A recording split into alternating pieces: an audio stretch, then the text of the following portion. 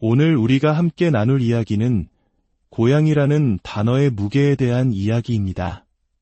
수십 년간 이역만리 타국에서 고향 땅을 그리워하다 마침내 돌아온 한 사람의 눈을 통해 오늘날 우리가 살고 있는 한국의 모습을 조금은 낯설고 또 아프게 들여다보고자 합니다. 이 이야기가 여러분의 마음에 작은 울림을 준다면 조용히 좋아요를 누르고 이 채널을 기억해주세요. 우리가 서로의 이야기에 귀 기울이는 작은 행동 하나가 잊혀진 온기를 되찾는 시작이 될 수 있을 겁니다. 여러분의 관심이 저희에게는 큰 힘이 됩니다. 자, 그럼 이 제38년 만에 고국으로 돌아온 한 남자의 이야기 속으로 들어가 보겠습니다. 하와이의 따스한 햇살 아래에서 38년간 정육점을 운영했던 김정우 씨. 그에게 한국은 늘 가슴 한편에 품어둔 그리움의 대상이었습니다. 젊은 시절 더 나은 삶을 꿈꾸며 아내와 단둘이 태평양을 건넜던 그는 이제 남은 여생을 그토록 그리던 고향에서 보내고 싶었습니다. 장성한 자식들은 모두 각자의 삶이 있는 미국에 남겨두고 부부는 마침내 고국행 비행기에 올랐습니다. 인천공항에 발을 내디뎠을 때 가슴이 벅차올랐습니다. 우리가 진짜 돌아왔구나. 목구멍까지 차오르는 말을 애써 삼키며 공항 문을 나서는 순간 뺨을 때리는 서울의 찬바람이 그들을 맞았습니다. 하와이와는 전혀 다른 차갑고 매캐한 공기, 그리고 무언가에 쫓기는 듯 바삐 움직이는 사람들의 무표정한 얼굴들, 모든 것이 낯설었습니다. 택시를 타고 미리 구해둔 노원구의 작은 전셋집으로 향하는 길. 목적지를 말하자 돌아온 택시 기사의 대답은 퉁명스러웠습니다. 거기 엄청 막히는데 다른 데 가시죠. 환영의 인사는 어디에도 없었습니다. 아파트에 도착해 짐을 옮길 때 비로소 이것이 꿈이 아닌 현실의 시작임을 직감했습니다. 아무도 반겨주지 않는 텅 빈 복도는 깊은 정적에 잠겨 있었고 그 침묵이 마치 거대한 벽처럼 느껴졌습니다.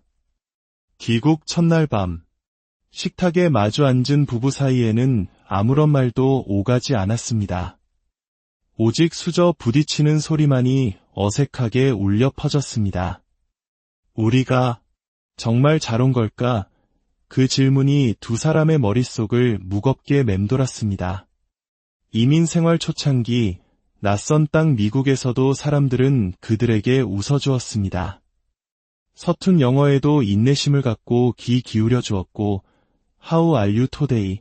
라는 간단한 인사가 하루를 따뜻하게 만들어 주곤 했습니다. 하지만 이곳은 수십 년을 그리워한 고향인데 오히려 보이지 않는 차가운 벽이 느껴졌습니다. 그 벽은 일상 곳곳에서 모습을 드러냈습니다. 마트 계산대에서 카드를 조금 늦게 꺼냈다고 뒤에서 아저씨 좀 빨리빨리 좀 하세요. 라는 짜증 섞인 고함이 날아와 가슴에 비수처럼 꽂혔습니다. 이곳에서 노인은 존중과 배려의 대상이 아니었습니다. 그저 느리고 답답한 존재일 뿐이었습니다. 몸이 아파 찾아간 병원에서는 보험 적용이 안 되는데요. 라는 말을 먼저 들어야 했습니다. 미국에서는 의사가 눈을 맞추며 천천히 상태를 설명해 주었지만 한국의 병원은 모든 것이 속도전이었습니다. 3분 남짓한 짧은 진료 시간 동안 의사는 환자의 얼굴보다 모니터를 더 오래 들여다보았습니다. 몸의 상처보다 마음의 상처가 회복되는 데는 훨씬 더 오랜 시간이 걸렸습니다. 아내는 작은 일자리라도 구해볼까 싶어 여러 곳을 알아봤지만 돌아오는 대답은 냉담했습니다. 이 나이에 무슨 일을 하시려고요? 그 한마디에 고개를 숙인 채 돌아설 수밖에 없었습니다. 미국에서는 노인들도 지역 도서관 정리나 공원 관리 같은 자원봉사나 시간제 일자리를 통해 사회의 일원으로 참여할 수 있었습니다. 하지만 한국에서는 나이라는 것이 넘어설 수 없는 자격 미달의 이유가 되었습니다. 주변 사람들은 미국에서 살다 오셨다니 부럽네요 라고 말했지만 그 말 속에는 부러움과 함께 미묘한 질투와 거리감이 섞여 있었습니다. 처음 며칠 반갑게 연락하던 친척들도 미국에서 돈 많이 벌어왔을 텐데 라는 은근한 시선을 보내더니 이내 연락이 뜸해졌습니다. 그 시선이 부부를 더욱 외롭게 만들었습니다. 아파트 경비원도 엘리베이터에서 마주치는 이웃도 누구 하나 눈을 맞추며 인사를 건네는 법이 없었습니다. 모두가 서로의 존재를 애써 무시하는 듯한 침묵. 그 속에서 정우 씨는 혼잣말을 되뇌었습니다. 여기가 정말 내 고향이 맞나? 집안은 하와이에서 가져온 가구와 손때 묻은 사진들로 채워져 있었지만 창밖의 세상은 여전히 낯설고 차갑기만 했습니다. 이민 생활이 고되고 힘들었을지언정 이토록 뼛속까지 시린 외로움을 느끼진 않았습니다. 그곳에는 적어도 따뜻한 인사를 건네는 이웃이 있었습니다. 점점 외출하는 횟수가 줄어들었습니다. 집에서 뉴스를 보거나 미국에 있는 친구들과 영상통화를 하는 시간이 늘어갔습니다. 화면 속 친구들의 밝은 얼굴을 볼수록 한국에서의 현실은 더욱 낯설고 초라하게 느껴졌습니다. 설상가상으로 경제적인 문제도 숨통을 조여왔습니다. 예상보다 훨씬 비싼 전세금과 끝없이 치솟는 물가, 각종 공과금은 부담으로 다가왔습니다. 평생 모아온 달러는 환전과 복잡한 세금 문제로 반토막이 났습니다. 해외 자산은 종합소득세 대상이라는 세무사의 설명은 이해하기조차 어려웠지만 그저 받아들여야 했습니다. 통장 잔고가 매달 눈에 띄게 줄어드는 것을 보며 언제까지 버틸 수 있을까 하는 두려움이 엄습했습니다. 미국에서는 조금만 일하면 생활이 가능했습니다. 하지만 이곳에선 아무것도 할 수 없었고 존중받던 한 인간에서 사회의 짐이 되어가는 기분이었습니다. 아내는 밤마다 낡은 사진첩을 꺼내 들었습니다. 이때가 참 좋았지. 미래에 대한 기대보다 과거를 추억하는 대화가 점점 늘어갔습니다. 돌아온 고향이 이토록 낯설고 차가울 수 있다는 것을 부부는 이제야 온몸으로 깨닫고 있었습니다. 정들었던 미국은 멀지만 따뜻했고 지척의 고향은 가깝지만 차가웠습니다.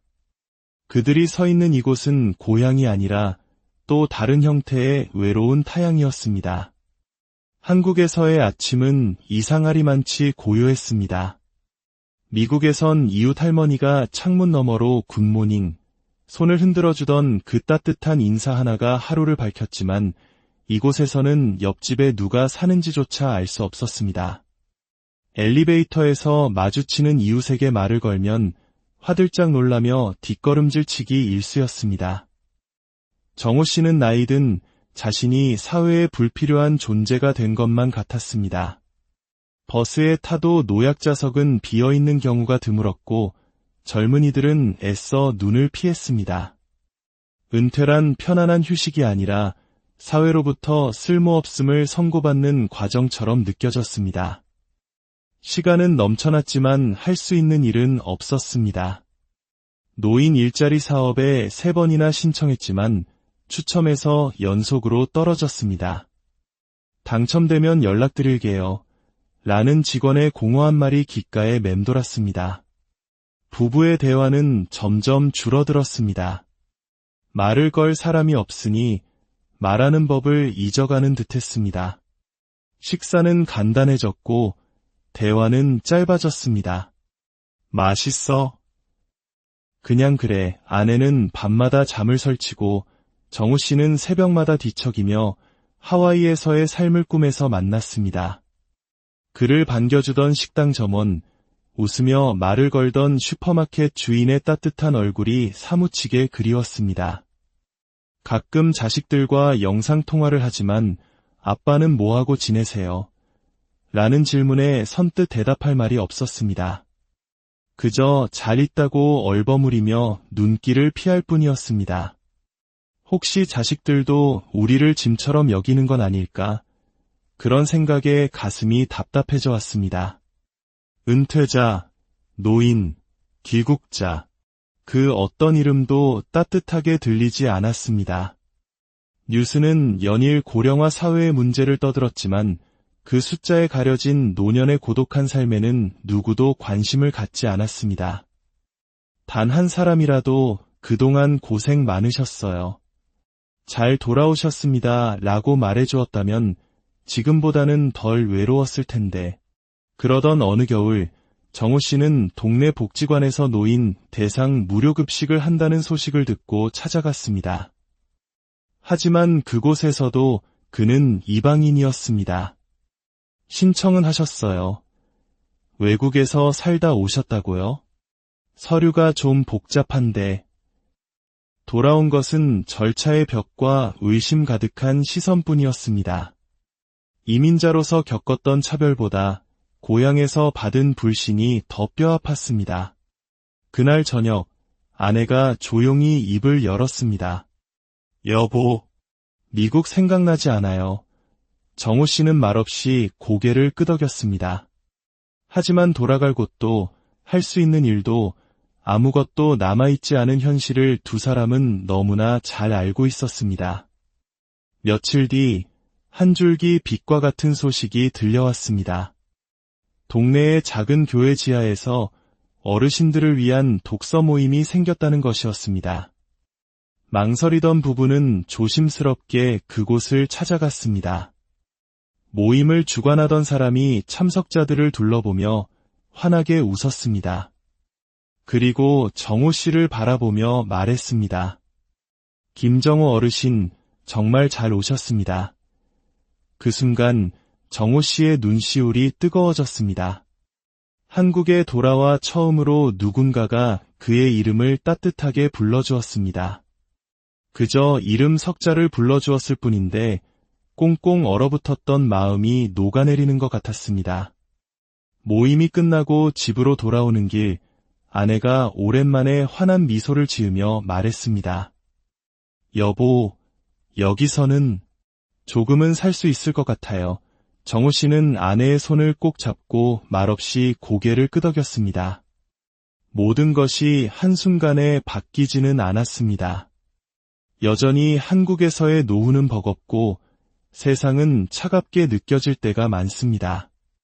하지만 그날의 작은 온기가 자신의 이름을 불러주던 그 따뜻한 목소리가 부부에게 다시 하루를 살아갈 힘을 주었습니다.